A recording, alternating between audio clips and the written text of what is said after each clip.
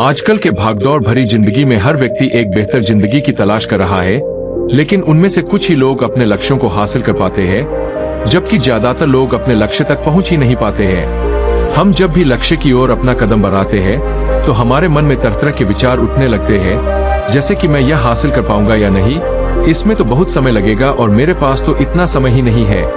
अगर मैं असफल हो गया तो लोग क्या कहेंगे?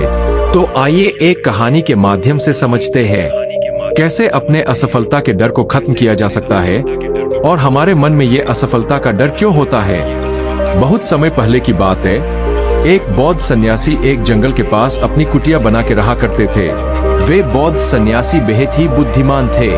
कोई भी व्यक्ति उनके पास कोई समस्या लेकर आता, वह बहुत ही बुद्धिमानी से उस समस्या का समाधान निकाल देते थे। एक दिन वह पास के गांव में भिक्षा मांगने के लिए गए थे और भिक्षा मांगकर वापस लौट रहे थे। रास्ते में उन्हें एक व्यक्ति ने रोक लिया। उस व्यक्ति ने बोला, मैंने सुना है आप बहुत ही बुद्धिमानी से किसी भी समस्या का समाधान कर देते हैं, लेकिन मुझे तो इस बात पर जरा सा भी विश्वास नहीं है।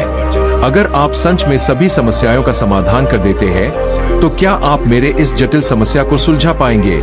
मैंने लोगों से आपके बहुत से बुद्धिमानी के किस्से सुन रखे हैं, इसलिए मैं आपसे एक बात जानना चाह रहा हूं कि हमें किसी भी काम में असफलता की घबराहट क्यों होती है और हम अपने किसी भी लक्ष्य को बिना असफलता के घबराहट के कैसे प्राप्त कर सकते हैं। उस व्यक्ति की इस बात को सुन बौद्ध सन्यासी मुस्कुराए और बोले, मैं तुम्हारे इस प्रश्न का उत्तर जरूर दूंगा और उसके बाद से तुम्हारी सारी घबराहट भी दूर हो जाएगी, लेकिन इससे पहले तुम्हें मेरी कुटिया तक चलना होगा। वह व्यक्ति उस भिक्षु के बुद्धिमत्ता को परखना चाहता था, इसलिए वह कुटिया तक जाने के लिए तैयार हो गया। उसके बाद वह बौद्ध सन्यासी उस व्यक्ति को जंगल में बने अपने कुटिया तक लाए, लेकिन तब तक शाम हो चुकी थी। वो भोजन करके सो गए। जब वह अगले दिन उठे, तब बौद्ध सन्यासी ने उस व्यक्ति से कहा, चलो आज तुम्हें मैं जंगल की सैर करा के लाता हूँ, और वो दोनों जंगल की तरफ निकल पड़े। कुछ समय बाद बुद्ध सन्यासी ने उस व्यक्ति को एक गुफा दिखाई और कहा, चलो मैं इस गुफा की तुम्हें सैर कराता हूँ। लड़के ने कहा, हाँ चलिए, मुझे भी जंगल के इस गुफा को देखने की काफी दिनों से चाहत थी। उसके बाद दोनों गुफा के अंदर चले गए। गुफा के अंदर काफी अंधेरा था, लेकिन कुछ समय बाद चुपके से बौद्ध सन्यासी गुफा से बाहर आ गए और उस गुफा के द्वार को बाहर से बंद कर दिया। उस लड़के ने गुफा के भीतर से बहुत आवाज दी, हे मुनीवर, आप कहाँ चले गए? आप मुझे जवाब क्यों नहीं दे रहे हैं? बहुत देर तक कोई जवाब नहीं मिलने पर वह घबरा गया। घबरा कर गुफा के द्वार की तरफ भागा। जैसे ही गुफा के प्रवेश द्वार पर पहुंचा, हैरान रह गया, यहाँ तो किसी ने गुफा के द्वार को बंद कर दिया है। अब मैं बाहर कैसे निकलूंगा? वह अकेले केले उस गुफा में काफी भयभीत हो गया और सोचने लगा कि कहीं उस सन्यासी ने मुझे मारने की योजना तो नहीं बनाई थी, और वह गुफा में इधर उधर घूमकर बाहर निकलने का रास्ता ढूंढने लगा। वह गुफा में काफी देर तक इधर उधर भटकता रहा, लेकिन उसे बाहर निकलने का कोई रास्ता नहीं मिला। साथ ही अब उसे जोरों की भूख और प्यास भी लग रही थी, इसलिए वह शांत होकर एक जगह बैठ गया। तभी एक सुरंग से उसे सूर्य की रोशनी आती हुई दिखाई दी, पर उस रोशनी को आ रही सुरंग तक पहुंचना बहुत ही कठिन था।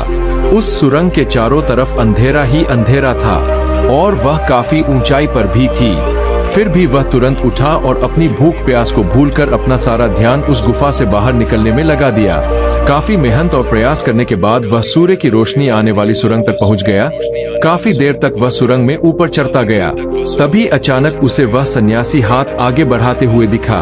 वह लड़का झट से उस सन्यासी का हाथ पकड़ बाहर आ गया और बाहर आते ही उस सन्यासी पर गुस्सा करते हुए कहा, आप मुझे इस अंधेरी गुफा में छोड़कर अकेले क्यों आ गए? आपको पता है मैं कितना भयभीत हो गया हूँ, मुझे कितने जोरों की प्यास लगी है। उस सन्यासी ने मुस्कुराते हुए उसे पानी दिए और बोले, तुम मेरी बातों को ध्यान से सुनना। तुम उस गुफा से बाहर सिर्फ दो कारणों से निकल पाए हो। पहला कारण तुम्हें जोरों की भूख और प्यास लगी थी, और दूसरा कारण तुम्हें वहां घुटन महसूस हो रही थी, क्योंकि तुम्हें अपने दोस्तों और परिवार वालों के साथ रहने की आदत पड़ गई है। इसके अलावा और दो मुख्य कारण हैं जिसके कारण तुम इस गुफा से बाहर निकल पाए हो। पहला कारण, तुम्हारे साथ वहां कहने के लिए कोई नहीं था कि इतने अंधेरे में इतनी ऊंचाई पर तुम उस सुरंग तक कैसे पहुंचोगे, ये तो असंभव है। दूसरा कारण, वहां कोई ये कहने वाला नहीं था कि चलो दूसरा रास्ता देखते हैं, इससे भी आसान रास्ता मिल जाएगा और हम आसानी से इस गुफा से बाहर निकल जाएंगे। सफलता प्राप्त करने का नियम भी कुछ ऐसा ही है। सफलता प्राप्त कैसे कर सकते हैं, इसे समझाने के लिए मैंने एक छोटी सी दुनिया बनाकर दिखाई है। और वास्तव में सफलता प्राप्त करना इससे भी जटिल है। जब आप किसी लक्ष्य को पूरा करने जाते हैं तो सलाह देने के लिए बहुत से फालतू लोग मिल जाते हैं जो खुद तो कुछ कर नहीं पाए और हमें ज्ञान देते हैं, ये मत करो वो मत करो, तुमसे ये ना हो पाएगा, इससे अच्छा तो तुम वो काम कर लो। ऐसे ही वो हमारे दिमाग को भटका कर चले जाते हैं और हमें खुद पर संदेह होने लगाता है, हमारा आत्मविश्वास डगमगा जाता है। सफलता न मिलने का एक कारण ये भी है, सफलता पाने की प्रक्रिया थोड़ी लंबी होती है और हमारा मन घंटों घंटों में बदल जाता है, तो लक्ष्य को प्राप्त करने में सालों साल लग जाता है। ऐसे में हमारा मन कैसे नहीं बदलेगा? जब हमारा मन बदल जाता है तो हम उस रास्ते को छोड़ अलग अलग रास्ते अपनाने लगते हैं। परेशानियां हमें तभी दिखती है जब हमारा ध्यान हमारे लक्ष्य पर नहीं होता है। अगर सफलता हासिल करनी है तो अपना सारा ध्यान अपने लक्ष्य पर टिकाए रहो। मुनिवर की इन बातों को सुनकर उस व्यक्ति की आंखें खुल गई और बोला, आप सच में बहुत बुद्धिमान हैं और मैं आपसे वादा करता हूँ मैं आपके इन बताई बातों को अपने जीवन में जरूर अपनाऊंगा।